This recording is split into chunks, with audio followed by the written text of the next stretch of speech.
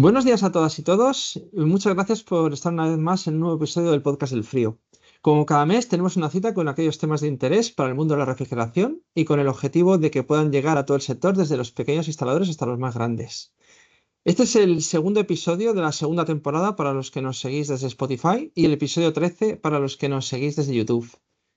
Y nuevamente daros las gracias a todas y todos por seguirnos mes a mes en este podcast y en especial para todos aquellos que nos seguís al otro lado del charco. En el episodio de hoy tenemos de invitada a Cristina Martín Borregón, que es Country Lead de Refrigeración Industrial de Danfoss y con la que hoy vamos a tener una interesante charla sobre refrigeración industrial. Cristina es graduada en Ingeniería Mecánica por la Universidad Pontificia de Comillas y máster en Ingeniería Industrial por la Universidad Carlos III de Madrid y lleva ya unos cuantos años trabajando en Danfoss como especialista en refrigeración industrial, además de otras empresas en las que ha trabajado con anterioridad. También es seguidora del Podcast del Frío porque me confesó hace unos meses que ya había visto todos los episodios. Cristina, bienvenida y muchísimas gracias por cruzar la pantalla y estar hoy aquí en el Podcast del Frío. Chema, un placer que me invites.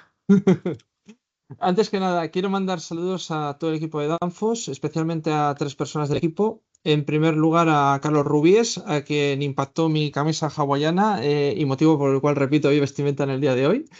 También a Enrique del Corral, que hace poco me felicitó por el podcast. Y también dar las gracias a Vanessa Martín por compartir los podcasts como este en redes sociales. Hoy he querido contar con la colaboración de Cristina para hablar de refrigeración industrial. Los que tenéis un poco más de experiencia sabréis que el refrigerante que domina este sector es el amoníaco, aunque muchas de las cosas que vamos a ver hoy pueden aplicar también a refrigerantes sintéticos, incluso CO2 bombeado, ya que los conceptos son similares. Por supuesto, recomiendo para aquellos que quieran aprender algo de refrigeración industrial que se lean el libro Industrial Refrigeration Ammonia and CO2 Application. Lo digo en inglés porque es el título del libro, que se actualiza cada año y está disponible en la web de Danfoss. Y también en el argot lo conocemos como la Biblia, porque ahí vienen perfectamente explicados muchos de los secretos de la refrigeración industrial. Cristina, la primera pregunta es, ¿cuáles son los criterios que se deben de emplear de cara al cálculo de líneas frigoríficas para una instalación de refrigeración industrial? Los más importantes son refrigerante, temperaturas de evaporación y condensación y número de recirculaciones cuando el sistema es bombeado. No sé si me dejo alguno. Sí, no, o sea, lo has dicho bastante bien. Bueno, básicamente los criterios que nosotros tenemos en cuenta a la hora de hacer una selección, como bien dices, refrigerante, temperatura de evaporación, temperatura de condensación y número de recirculaciones, si estamos hablando de un sistema bombeado, eso seguro, ¿vale? Lo vamos a necesitar. Y luego hay otros criterios, una vez que hacemos una selección, otros criterios que nos van a importar mucho, ¿no? Como por ejemplo velocidad en una línea o las pérdidas de carga. Siempre tenemos que estar mirando pérdidas de carga, ¿no? Y luego, bueno, dentro de cada línea, pues hay líneas más sensibles a algunos criterios, como por ejemplo a la pérdida de carga, ¿vale? Donde tienes que estar muy pendiente de que las válvulas no generen una pérdida de carga importante, porque en esa línea no te interesa. Y luego hay pues otras líneas en las que vemos otros criterios, como por ejemplo la velocidad, ¿vale? Como te decía. Pero vamos, básicamente lo más importante que tenemos que tener en cuenta es saber en qué sistema estamos trabajando, que con amoníaco casi siempre vamos a estar hablando de un sistema bombeado, pero bueno, habría que ver el sistema. Y luego lo que hacemos normalmente es hacemos una selección para cada línea y vamos jugando con esa selección, ¿vale? Vamos iterando, por decirlo de alguna forma. Vamos probando distintos casos. Pues qué es lo que pasa si estamos a carga parcial, si estamos hablando de cargas parciales, si variamos, por ejemplo, qué es lo que pasa con esa selección que hemos hecho, si cambiamos la temperatura de condensación y demás. Vamos jugando, ¿no? Con esa selección que hemos hecho y vemos al final cuál es la selección óptima que consideramos. De acuerdo, la segunda pregunta va un poco enfocada a esto último que estás comentando. En las instalaciones de refrigeración industrial, para alimentar un evaporador inundado, que es un sistema donde más rinde un evaporador, tenemos, por ejemplo, hablando de terminología de Danfoss, una válvula de corte SVA, luego un filtro FIA, luego una solenoide ICF20, una válvula de regulación RG y finalmente una válvula SVA. Todo esto se puede hacer con una estación ICF, que es una solución compacta que ahorraría tener que soldar todos los componentes y que muchos frigoristas industriales cuando la ven agradecen que esté instalada. Esta línea la podría calcular un técnico empleando el CoolSelector 2, que es el programa de Danfoss para calcular todas estas líneas, pero uno de los principales errores que se cometen viene en el cálculo de líneas y que nos daría el porcentaje de apertura de la válvula de regulación. A la hora del cálculo, se tiene que calcular, como bien has comentado, la caída de temperatura y la caída de presión mínima, así como las velocidades. ¿Cuáles serían unas buenas caídas de temperatura y también de presión para esta línea, así como las velocidades? Bueno, y también en general en otras líneas como retorno húmedo, línea de aspiración o línea líquida. O sea, como pregunta tiene miga, ¿eh? Es que, como te he dicho, depende de qué sistema, en qué sistema nos encontremos. Si estamos hablando de un bombeado, depende de en qué línea estemos. Y luego el criterio de cálculo va a depender del componente en sí, ¿vale? De cada componente tiene un criterio de selección. Por ejemplo, una solenoide, ¿vale?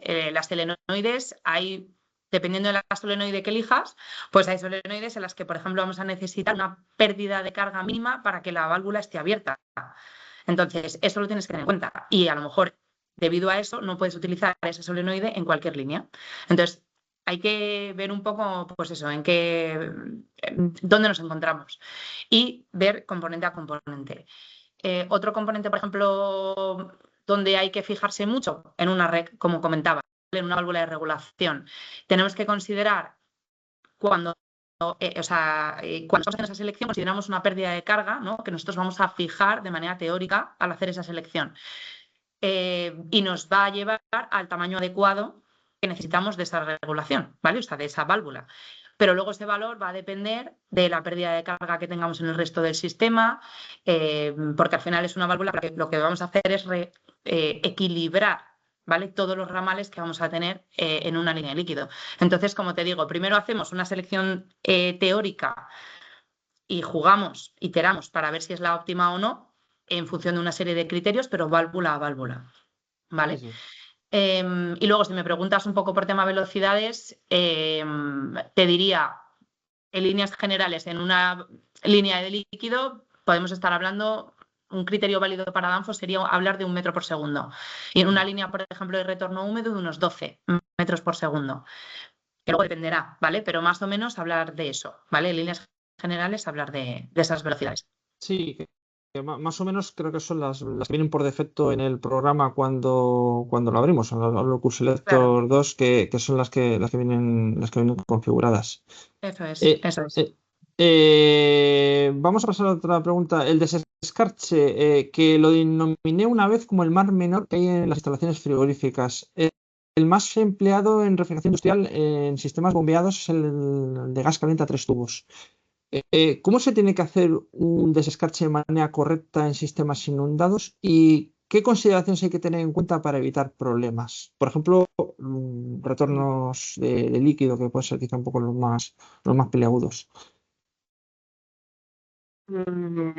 Bueno, te diría que hay muchas maneras, ¿vale?, de realizar un desescarche y desde mi punto de vista todas son válidas.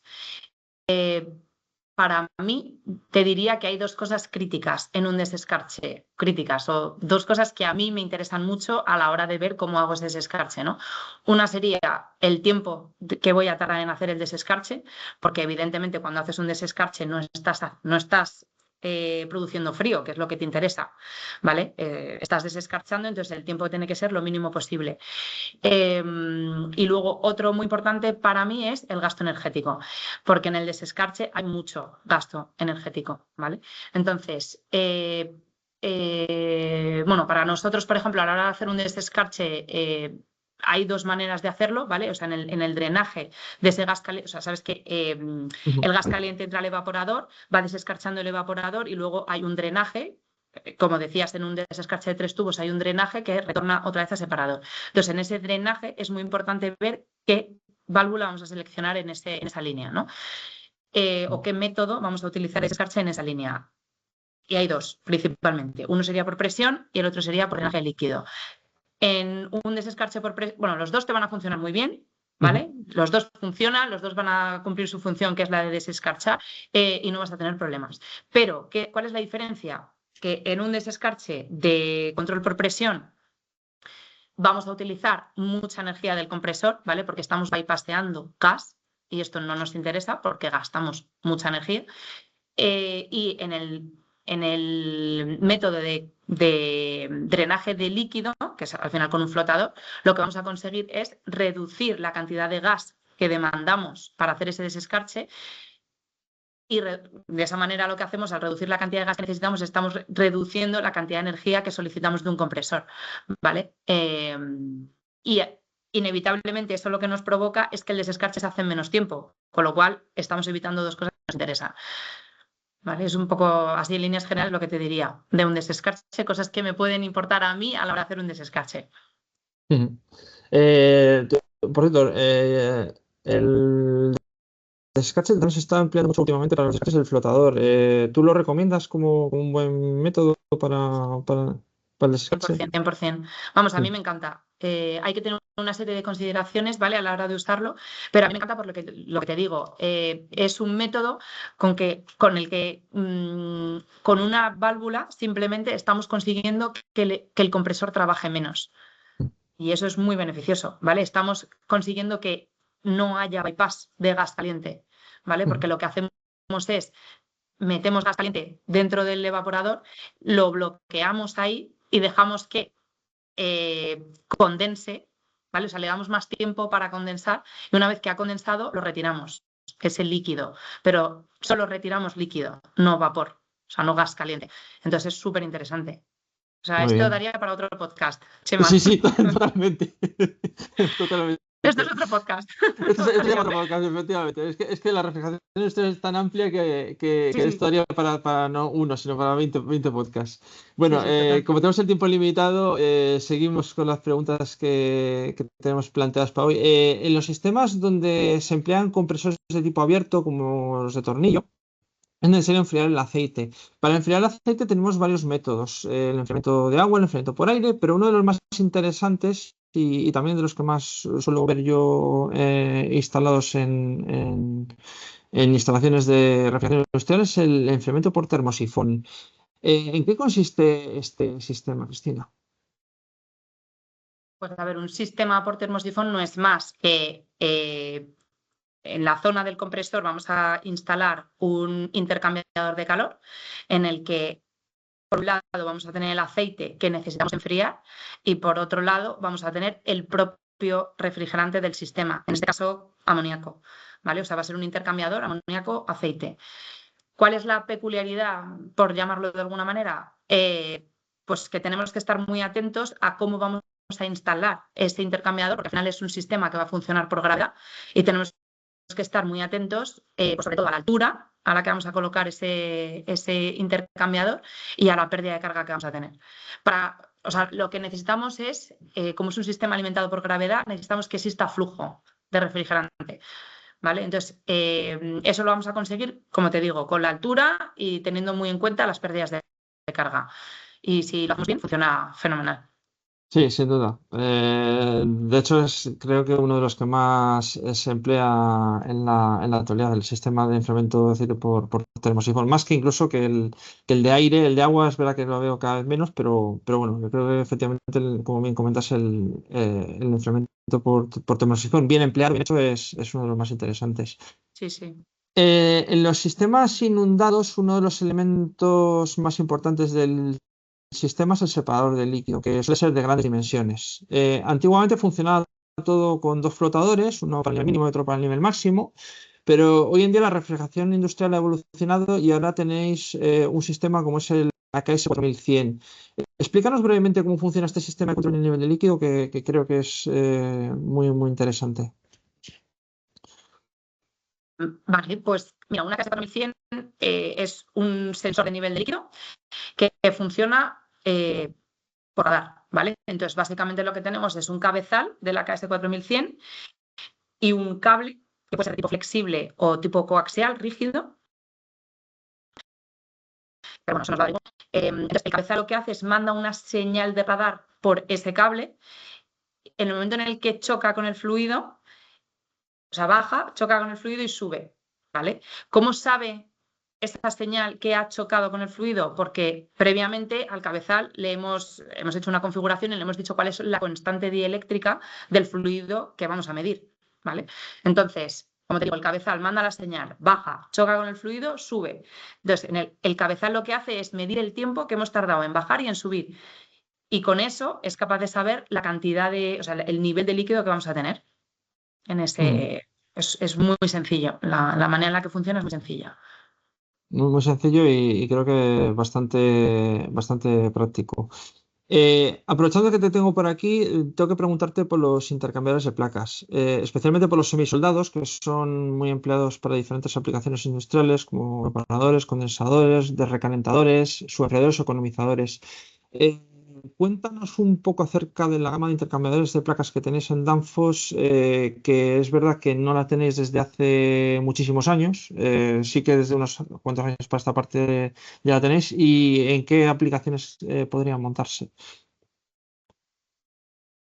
Pues mira, la gama de intercambiadores que tiene Danfoss es, te diría, bastante amplia, ¿vale? Desde termosoldados, los fully gasketed, ¿vale? Los de juntas o los semisoldados.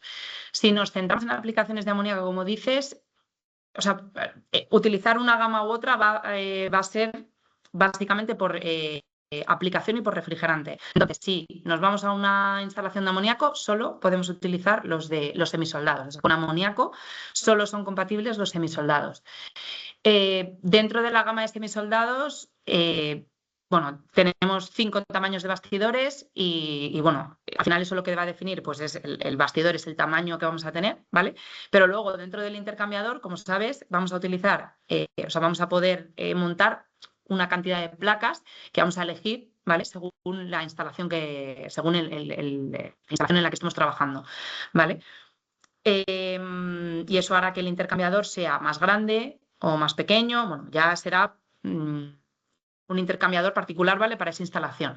Pero teniendo en cuenta que son esos 5 bastidores. Y luego, ¿en qué aplicación lo vas a utilizar? En la que quieras, prácticamente. Lo puedes utilizar como un evaporador inundado, lo puedes utilizar como un condensador, como un enfriador de aceite, puedes utilizarlo.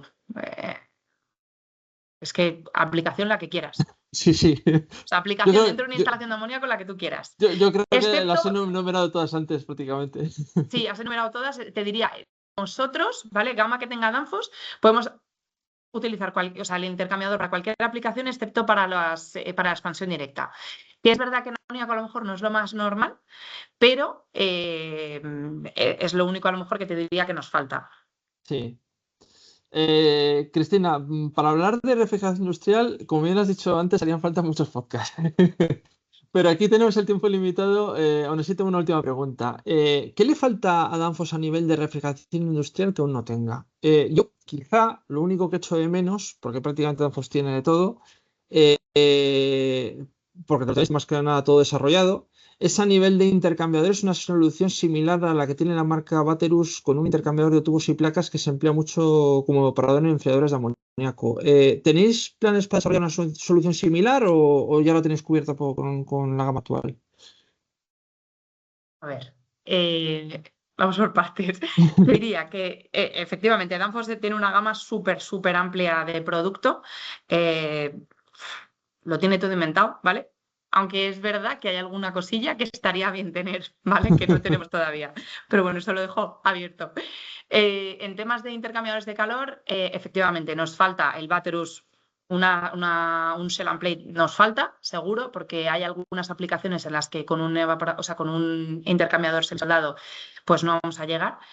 Como por ejemplo, si tenemos presiones muy altas, tenemos una instalación pues que la presión de diseño es alta, no siempre llegamos con un semisoldado. Al final un semisoldado está limitado porque tiene juntas, ¿vale? Entonces una solución tipo shell and plate estaría bien.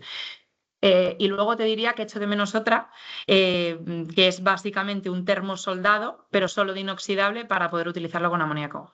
Ujú. Danfoss tiene muchísimos termosoldados, ¿vale? Tiene una gama muy amplia, pero con amoníaco no podemos utilizarlos porque tienen cobre. Entonces, una solución así estaría muy bien. Muy bien.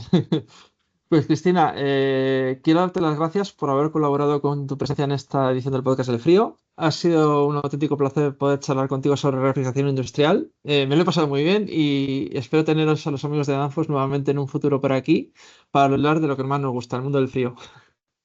Seti, Chema, un placer. Y a vosotros os esperamos el próximo mes en un nuevo episodio del Podcast del Frío con un nuevo invitado o invitada que a buen seguro aportará su conocimiento en el mercado de la refrigeración. Muchas gracias por vuestra atención y hasta entonces.